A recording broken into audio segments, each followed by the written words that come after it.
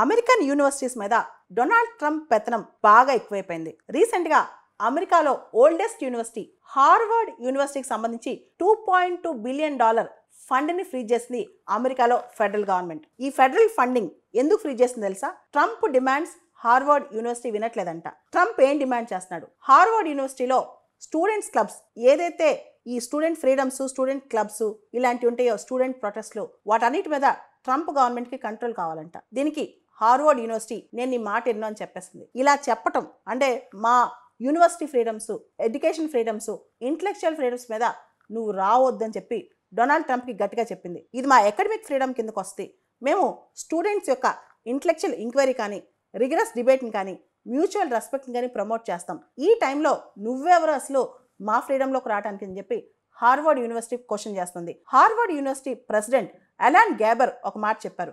Government డిమాండ్స్కి మేము bend అవ్వం, Trump ఏం చెప్పినా మేము బెండ్ అవ్వం.